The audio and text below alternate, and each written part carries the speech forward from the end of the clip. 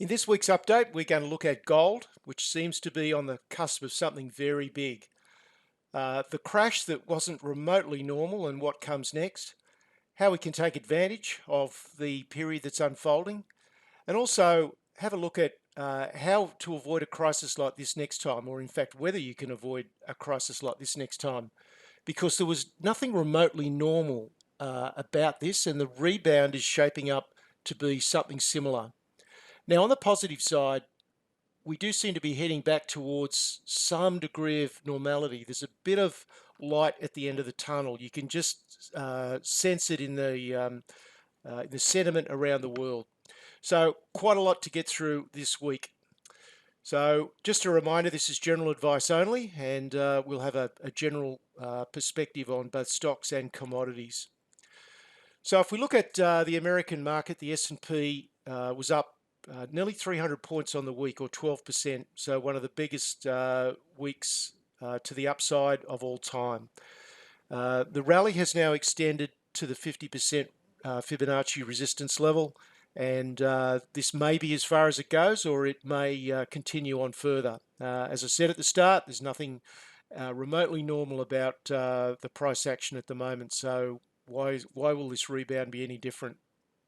The US has now, if you add it all up, has effectively rolled out a stimulus of 25% of GDP, which is just mind-boggling. It really is, and it probably isn't finished yet. The data is almost certainly going to get worse before it gets better, and it could get a lot worse. But the Fed is in there; they're buying everything that's not nailed down, and they're going to do absolutely everything that they can to support the market.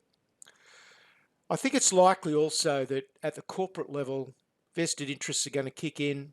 Companies are going to take the opportunity to clean out their cupboards, release, perhaps write things off their balance sheet, and just get all the bad news out under the cover of this crisis.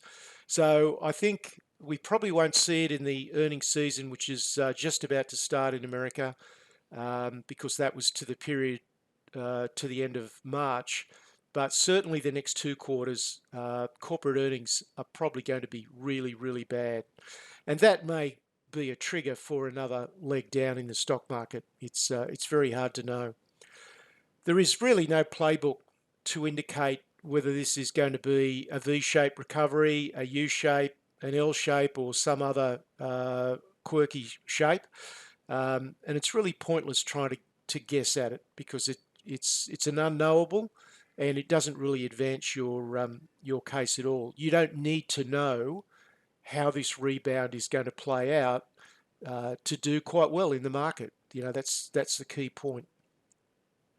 US dollar down slightly. It's been very volatile between the mid-90s and about 103, and it's sitting at the moment around about the middle of that range.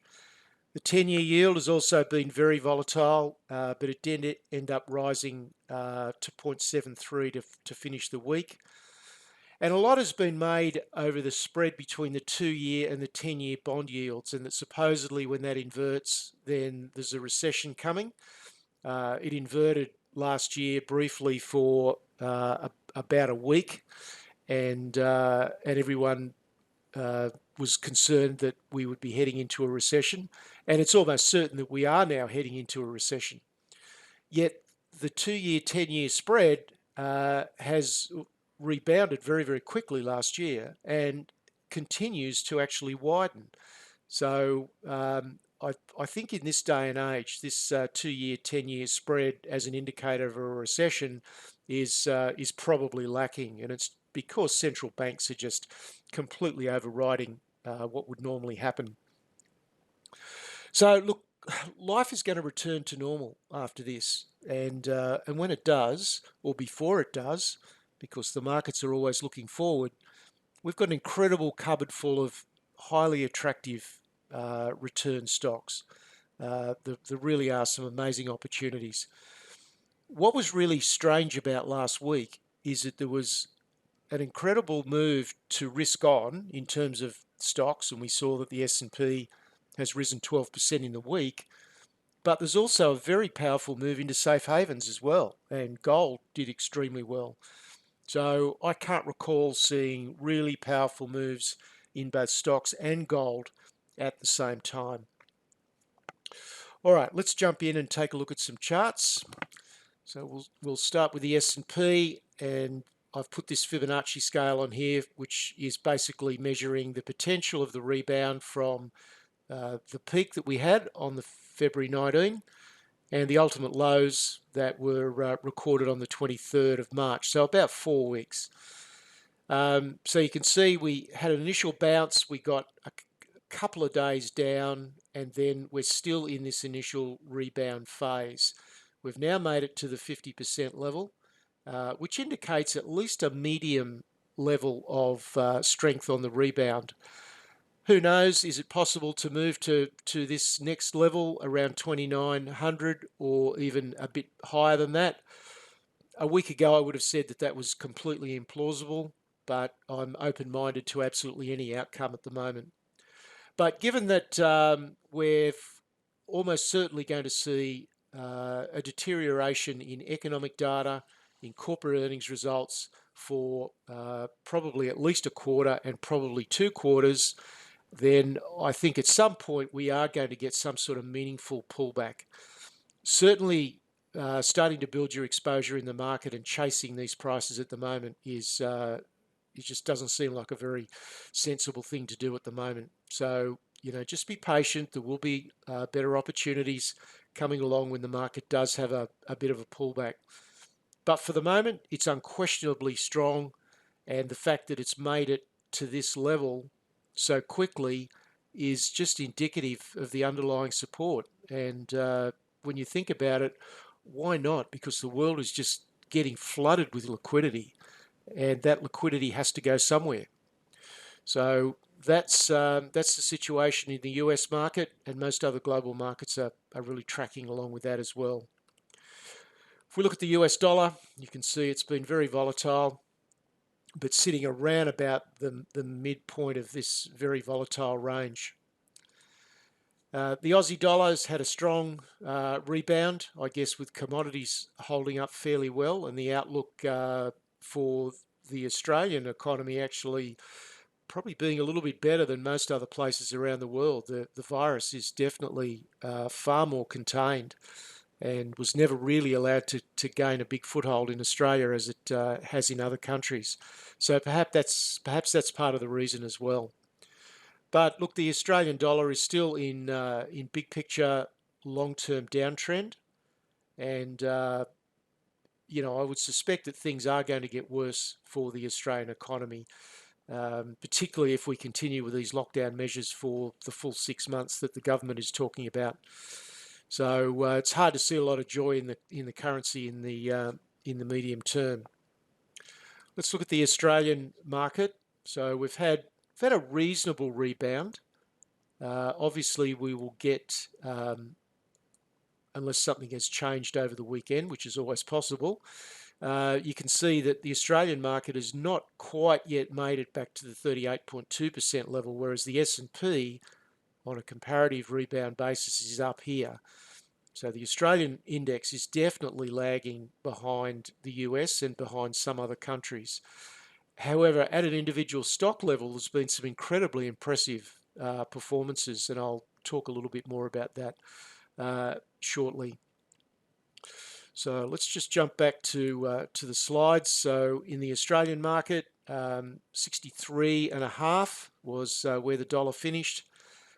Our index had a big week, up 320 points, 6.3%, only half what the US market did, but highly likely will reopen on Tuesday with some more gains. This is a time when I think you've got to throw out the traditional consensus thinking rule book, because any stock that is not of the highest quality, that has a really strong balance sheet, which means net cash or at least a debt position which is easily manageable no matter what happens in the next 6 months, is just so important. Secondly, they've got to be able to grow their earnings even during really tough times like this. And there are some companies that are relatively immune, and they're demonstrating that with their announcements over the last week or two. There's been plenty of companies in Australia that have said that their businesses are pretty much unimpacted, and they don't really foresee much impact from the lockdown. The next thing that's really important is to stay with sectors that have got an unquestionable tailwind, and I talked about this in Portfolio Analyst last week. That is equally vital, because what is going to protect you and get you out of this crisis is not defensive stocks. It's not the traditional stocks that may be attractive because they're paying a high dividend yield. You really want to look for growth. It's growth that's almost certain to flow through, that is going to protect you and help you recover. So forget the traditional diversified portfolio approach if that involves a wide cross-section of the market. There are far better ways of doing it than that. And also, we are seeing some of the quality small caps providing just simply massive percentage gains off silly levels. They got smashed down to really crazy levels, and now we're seeing daily rebounds in the 15 to 25% per day kind of rebounds in some of these quality small caps. These aren't speculative businesses. These are terrific businesses that just got thrown out with the panic. And just as an example, I've mentioned a couple of these before, but just the importance of going with stocks that the market is demonstrating that they're very, very comfortable with. If we look at A2 Milk, and these aren't recommendations at all, and I certainly wouldn't be buying A2 Milk at this level, but it had no impact from the crash at all. So that means that there's a lot of underlying support there, and it's now trading meaningfully higher than when the crash occurred. If we look at Fortescue Metals, Fortescue had a bit of a dip, but it very quickly recovered and is now trading back above where it was in February before the crash started. And look, there's probably 10 or 20 other good quality stocks that are similar. So, there are good possibilities out there. You just got to know where to find them. All right, let's have a look at the gold price. Sorry, just not coming up quite the way I want it.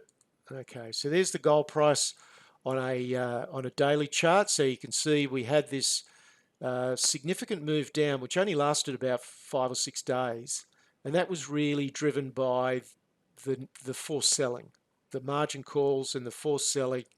And it could have been in any other market. It could have been in the bond market, in stocks. It could have been in currencies. People needed liquidity, and so they sold something that is readily liquid, and that's gold. So this really has got to be seen as an aberration, because it was just part of that whole forced selling episode that lasted about a week or 10 days. But you can see that gold has rebounded very, very quickly, and gold is now actually back at the level that it was at in 2013. So this is a 7-year high for gold, and there's no question that there's a lot of power behind this now. And there it is on a weekly chart. So again, taking out of just ignore that week, because it wasn't a natural week of price action.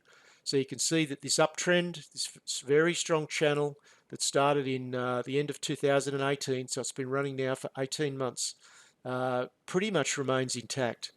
So very strong signs for gold. If we look at GDX, which is the world's largest ETF by a long way, you could see we also had the same impact on gold stocks, but equally we've had a very powerful rebound. So we still have a way to go, but the upside from here, you can see GDX is still within the overall trading range that really started forming 7 years ago, almost to the month. So we're not quite out of this trading range, but it's when you get a 7-year basing formation like this, when the breakout comes, and it's looking very much like it's imminent, then we're likely to see a very, very substantial surge. So just to summarise, I think we're at the point now where this is a major secular shift, and when you talk about secular trends, you're talking multiple decades. I mean, that's what secular means. So I think that we're now coming into a major turning point in precious metals and sentiment towards precious metals. And if we look at what happened coming out of 2008, gold rose 166% from the lows in October of 2008 over the next 2.8 years until it reached the peak. And GDX trebled during that period of time. So that was 2008. Conditions now are far better for gold because the stimulus and the debasement of currencies around the world is just quite insane. And the liquidity is just many orders of magnitude larger. So the conditions now for gold couldn't be any better. Frankly, if gold really can't get a hustle on now, I don't know what is ever going to get gold really moving. I think the wisdom of safe haven diversification, so having your money spread around in different asset classes, some of which are safe havens, such as gold, I think that is poised for a comeback. It's been ignored for quite some time, for most of the last 2 or 3 decades, because we had this unbelievable bull market in place for most of the time. And I think people have just, they've gone where the momentum was, they've gone where the money is. But I really get the sense that we could be in for a decade or a couple of decades of a different attitude towards gold.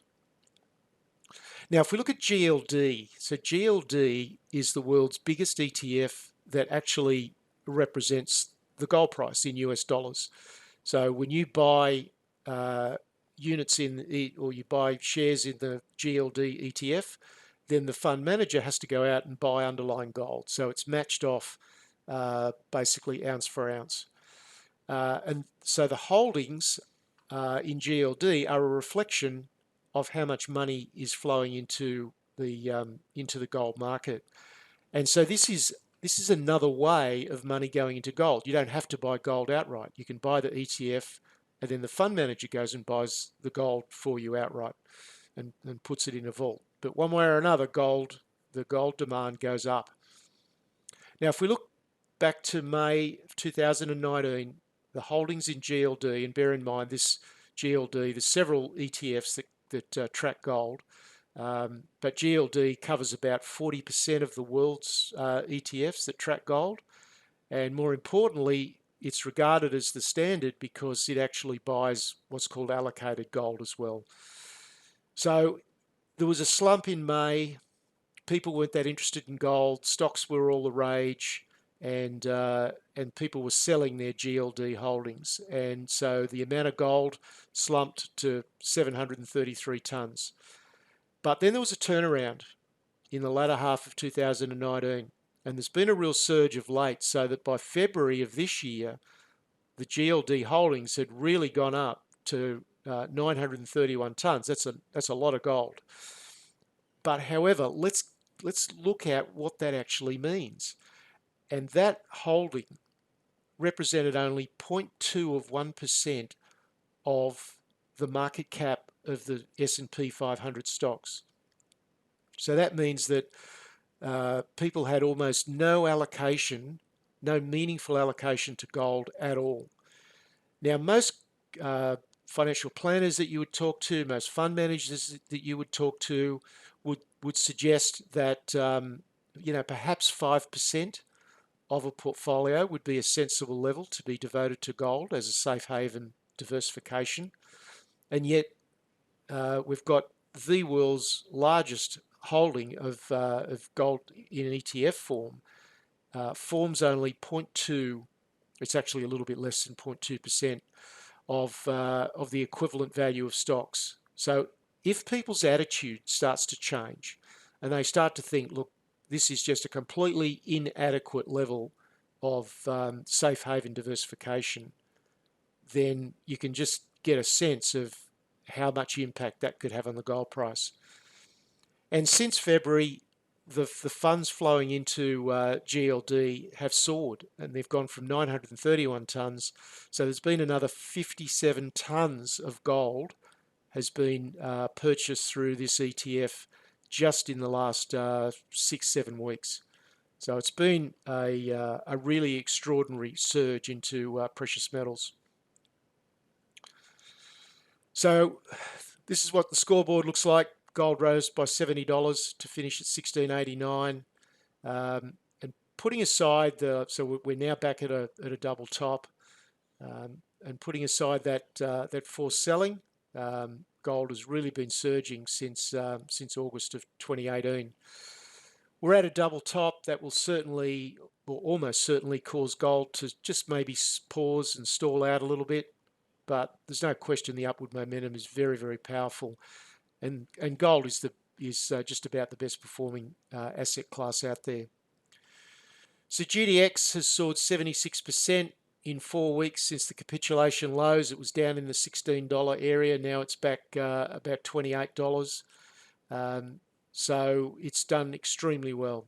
So the questions that I recommend that everybody think about is, what's your game plan for gold stocks, if indeed you've got one? How much of your portfolio do you want to have in quality gold producers? How much in ETFs, perhaps? Some people like to have exposure to some emerging gold stocks. Should they be Australian gold stocks? Should you get exposure to global gold stocks? You really need to think about what you want the composition of your gold portfolio to look like over the next 2 to 5 to 10 years. Don't just accumulate on just a whim on whatever happens to come onto your radar at the time. It's just not a very smart way to go about it. And you also need to think about how you enter, how you manage, and how you're going to take profits along the way.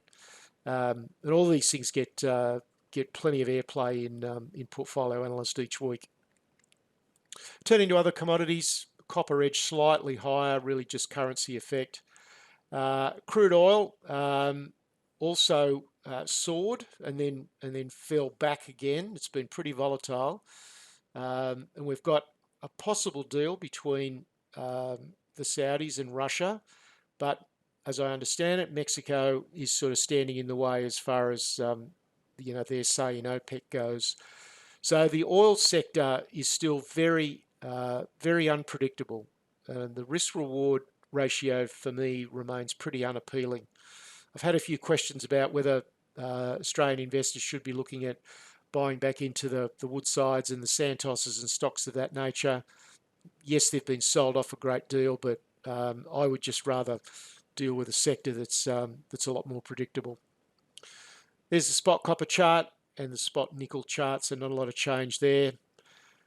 So to wrap it up, I think one of the most valuable commodities at the moment is patience and clarity about what you're doing. If you don't have those two attributes, you're probably going to struggle in this market, because the natural instinct is to try and repair the damage as fast as you can, and that's normal. That's how we're wired. So I don't mean for that to be critical in any way. It's just how we're set up. But there is a lot of risk in trying to recover too quickly, because then you'll take entries that really aren't sensible entries. You'll see prices going up and you'll feel this urge to chase them. There's a lot of risk in doing that at the moment. Selectivity of stocks is absolutely paramount. I think you've got to look at what is going to do well over time, because they're exposed to the structural tailwinds, and there's plenty of them out there. We need to look at what sectors are actually currently outperforming, what stocks are outperforming, and put the focus on that. Portfolio Analyst last week, that was what I did. I looked at where I thought the undeniable drivers of growth would be, irrespective of how this virus and the impact of the virus plays out. I did look at the subject of capital raisings, which is an absolute tsunami of capital raisings in Australia at the moment, and that's going to continue for some time. Next week, I'll be adding another 1 or 2 stocks to the list of enduring growth stocks. So these aren't 10 baggers. These stocks have already grown to a point where they're just too large to be 10 baggers, but they still could offer an extremely attractive return. Just to finalise, this really is not a time to have a fixed opinion. You've just got to be flexible in how you manage risk. You've got to allow for several different outcomes, because there's not a person on the planet who knows how this is going to play out. And anybody who wants to try and predict and tell you how it's going to play out, you want to run away from them pretty fast. Do things progressively. Don't take big sudden bets or change the composition of your portfolio quickly. Just do it steadily and progressively. And right now, it's all about trends and momentum. That's the name of the game. There's my contact details for anyone that is not a member or hasn't tried the Portfolio Analyst trial. And I'm sure we'll have another absolutely riveting week in markets around the world. That's it for this week. Cheers.